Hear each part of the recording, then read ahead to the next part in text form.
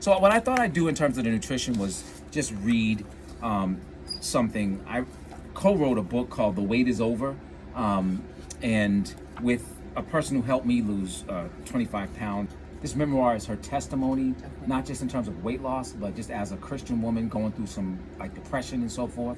It's called The Wait Is Over, My Journey Toward Faith, Fitness, and Freedom, okay? We develop like hypothetical case examples, right? Instead of saying, don't eat this, don't eat that, let's give you a story.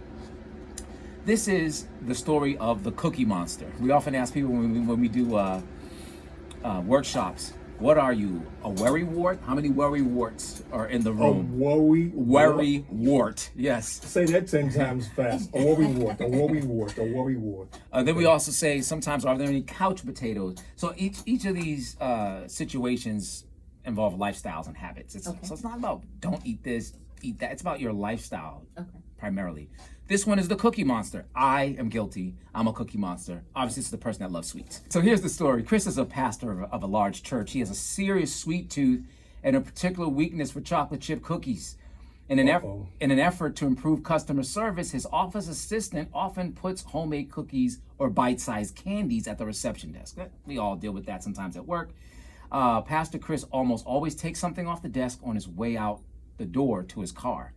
To make matters worse, whenever there are church celebrations that involve food, everyone makes sure to save the pastor and his wife a big slice of cake. That brings me back to those days, right? That's the pastors. It's not uncommon to see the pastor sitting down to prepare a sermon and munching on one of the many treats he has at his disposal. Because he's always traveling, teaching, and counseling and managing the staff, he rarely has time to use a gym membership. But here's our advice. First off, let me say that Pastor Chris is in an awesome position to teach lots of people about health and fitness. This example gives us a glimpse into a common practice in our society. For whatever reason, we have embraced sweets as the perfect gifts. Think about that. When showing acts of kindness with food, people naturally want to offer sugar. This tradition, in our opinion, is actually hurting us because high consumption of these treats elevates our sugar levels. So why is that horrible? For me, the reason why I gained 25 pounds years ago was because I thought it was because I was eating fried foods and my cholesterol jumped because of that. It wasn't. They said it's the sugar. Your triglyceride count is impacted by your sugar. And so what happens, what a lot of people don't understand, when we eat foods that have high sugar, our blood sugar rises. That food is broken down into glucose so that the blood can now distribute it and transport it throughout the body. But what happens when there's too much? Now the body doesn't know what to do. So you don't go into hypoglycemic shock or hyperglycemic shock. The body will now eventually convert some of that sugar to fat. And so that's why we pack it on. Another thing that you got to be careful of is what's called insulin resistance. So not only does your body at times, if you consistently eat high levels of sugar, turn that sugar to fat because the body cannot use all that sugar, so it's going to store it.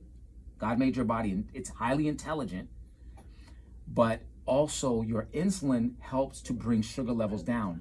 And when you have overactive insulin and you have to keep calling on that insulin to put that sugar down, it becomes less effective. That's where diabetes sometimes come in. I'm not talking about people who inherited through the family, but people through the bad lifestyle choices.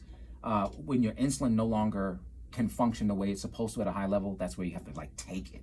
All right. So we want to make sure that sugar levels are kept down. And let me just add there, sugar is one of the most addictive substances there is. So we end up going to sugar when we're stressed. We end up going to sugar when we need to feel good. I've had some addiction issues in my life that I had to come to terms with. And one of the things that they told us is to halt, H-A-L-T. Figure out if you're hungry, angry, lonely, or tired. And those are the times where you're most susceptible to reach for something to self-medicate. And for some people, they're self-medicating with food, particularly sugar, and they're not understanding that they're just maybe super hungry in that moment, haven't eaten all day, under-eating, and then end up in the grocery store like, oh, I want all this. Sometimes they're angry, and you're looking for a way to calm down. Sometimes, if you just got in a heated argument, with kids, teenagers, you're dealing with a spouse, you're dealing with a harsh climate at work. Every day you're going into that work and you're angry. Sometimes we're reaching for things. Lonely, right? We want company, companionship, tired. That's a big one. A lot of us don't sleep as much as we should, and we're not operating optimally, so we end up reaching for things. So think about it. If you feel like you're addicted to food, particularly if sugar is your thing, we want you to halt as you come up on this week and think about those things. That's important.